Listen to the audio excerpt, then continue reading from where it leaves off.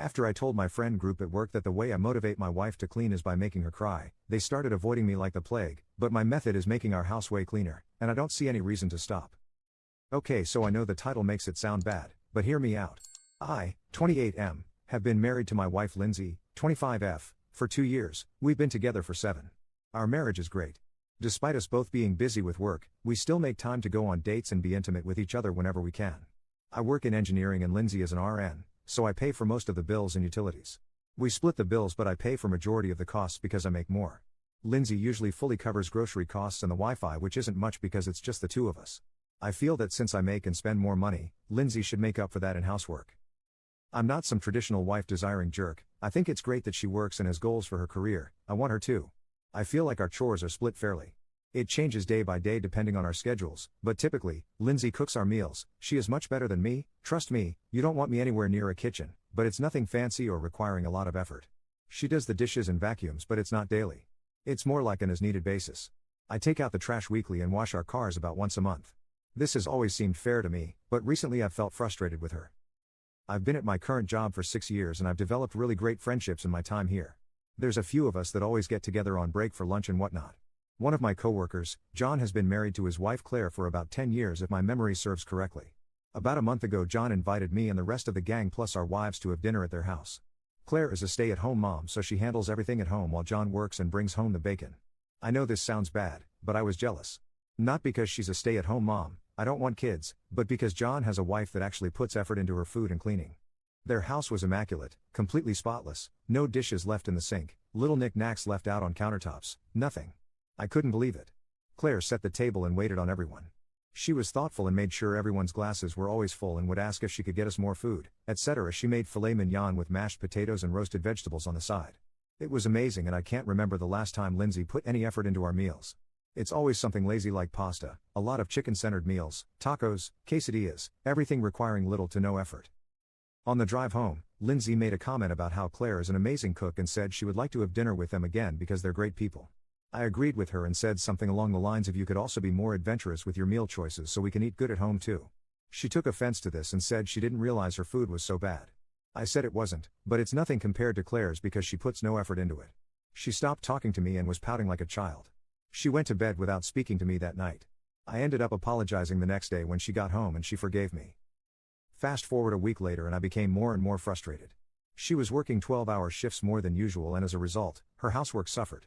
She would leave at 7 a.m. and come home at 7 p.m., and on some nights she went straight to bed without making dinner. I ended up getting takeout on those nights. Dishes were piling up in the sink, the carpets were becoming noticeably dirty, and she just sat in bed scrolling on her phone or sleeping. I tried to be understanding at first, but at this point she's used to working 12-hour shifts, so there really is no excuse. I ended up having a talk with her and was brutally honest. I told her that I'm not satisfied with her level of housework anymore and I want her to do more. I want her to come home and make dinner, and I want her to put more effort into it. I gave her some examples of meals I would like to eat and suggestions for ways that she can clean before going to bed, such as drinking coffee or energy drinks on the way home. I thought she was receptive to my ideas at first, but then I realized she looked pissed. She very coldly asked me if I feel this way because of John's wife, and I answered honestly and said yes. I told her I would be embarrassed if my friends came over to have dinner with us after that dinner at John's. She started tearing up when I said this, and I felt kind of bad for being so harsh. She didn't say a word to me and just left the room. I came out a short while later and saw her maniacally scrubbing a stain out of the carpet on her hands and knees, still crying. I asked her what she was doing and she screamed, "What does it look like, you fudging jerk?" The stain she was scrubbing was pretty much gone, but she continued for what felt like hours. I started feeling sorry for pushing her to that point, but then I remembered something. Something that could work out great for me or go horribly wrong. When she was in high school, she was Baker acted, I will not disclose details out of respect, and was in a psych ward. She told me she used to neglect herself when she felt really depressed, but after being in the ward, she obsessively cleans when she feels depressed or overwhelmed because of the habits they drilled into her. I almost felt like a DC villain because of the huge smirk that crept on my face. So, the next night she got home at 7 p.m. I told her I had something to confess to her and she looked petrified. I told her I was sorry, but I watched porn while she was at work because I was lonely.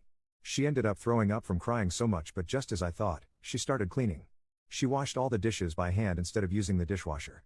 She dusted everything, every fan, every TV screen, every shelf. I didn't want it to be too obvious, so I started limiting this trick to 4x a week max.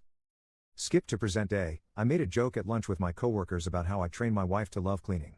Everyone was laughing and asked for the secret, so I said all I have to do is make her cry and she can't wait to clean. Daniel asked me what I mean, and I told him about how her response to being upset is to clean, so I've been upsetting her on purpose. Everyone was silent while I was still laughing. Adam asked why in a very unamused tone. I spilled the beans about how Claire made me realize how unmotivated my wife is and I wish Lindsay was more like her. The rest of lunch was pretty awkward and I felt like I made everyone uncomfortable. I ended up texting John to ask if I did something wrong because he didn't come by my station before leaving like he usually does. He told me he felt really weird about the way I was treating my wife and idealizing his. He told me I was being a jerk and emotionally abusing her when I should just communicate. I argued against this because I did communicate. I told her exactly what I wanted from her and all she did was make excuses about being tired from work and needing sleep. She even suggested that I should clean more if the state of the house bothers me so much and that I should learn how to cook before criticizing her. We wouldn't be able to afford the house we live in if it weren't for me. The lifestyle we live is because of me, so why can't she just show appreciation by cleaning and cooking better meals?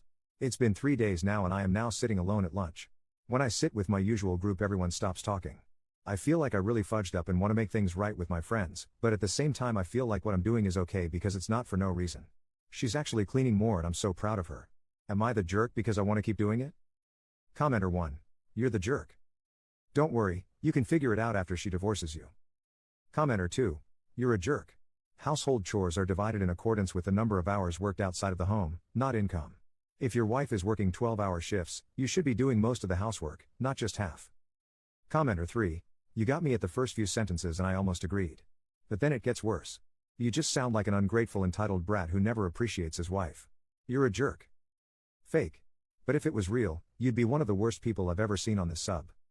Edit. I understand that I'm the jerk now and no, this is not fake. Sorry to deprive you of that comfort. It's impossible not to recognize something is wrong with you when a good 80% of the comments are calling it fake or hoping it is. I understand now that I mentally abused my wife and I do want to fix it. Thank you to the 2 people who actually took the time to offer constructive feedback and advice. As much as I hate the thought I'm going to seek out a professional. It isn't possible for everyone to be wrong and I'm right, even though that's what my brain is telling me. I know something is wrong with me even though my brain is saying there isn't. Thank you all for helping me realize it. As per request, I will update in the future if there are any changes. Update, 4 months later. So, hi. It's been a while. I don't have a lot to say, but I was asked to update if I ever decided to try therapy and I did. I didn't like it. I dropped out of individual therapy after 2 sessions. My therapist was more interested in my childhood than giving me actual advice, but stuck with couples therapy. I tried, I really did. The therapist and my wife would gang up on me. The therapist changed my wife a lot. She went from being kind and soft-spoken to rude and brazen. She would snap on me for absolutely nothing and constantly bring up things I've done in the past to use against me in an argument to try and make me submit. Remember how my wife is an RN? Yeah, well she was frigging cheating on me with some ugly guy working the same shifts as her. She confessed to that in therapy and said if I could forgive her she could forgive all the things I've done. Nothing I have ever done has been close to this. I have never cheated. Vows mean nothing apparently. She also shared a lot of things she never told me, like her last grandparent passing away. In her words, he wouldn't care. Yes, I would have if she told me. She had no reason not to. I wouldn't have been so harsh about the housework if I knew she was grieving, but no, go ahead please, don't tell me anything and then use it against me later because that makes sense. I thought couple therapists were supposed to be neutral. Isn't their entire purpose bringing couples together and helping them understand each other? Since when do they call their clients manipulative? How is that allowed? Anyways, back to the batch wife, I can't forgive a cheater. She is staying with her parents for now as we are separated. I don't want her back in my house.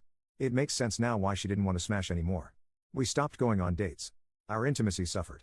All because she cheated. Therapy was a waste of time and money, but I guess it was worth it in the end because I learned what kind of person she really is. She disgusts me. I did not want therapy but I tried my best for her and to change. That is clearly not what she wanted because she cheated. I learned this information last month and I have finally come to terms with it. As for my friends, I'm still cool with a few of them. Others clearly look down on me so I don't interact with them anymore, but we don't eat lunch together anymore. I sit elsewhere now and it's not too bad honestly. I'm meeting new people. Maybe I'll find love again soon but who knows. My reputation at work in regards to personal matters is kind of bad now. Well, that's really it. Thank you for reading. Commenter. First time I don't have any empathy with a person who was cheated on. That's new. Commenter 2. I concur. Furthermore, she even gave him one last chance there, when she told him about the affair. She said if he could forgive that, she could find a way to forgive him.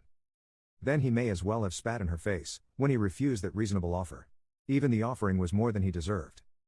As they say, good riddance to bad rubbish.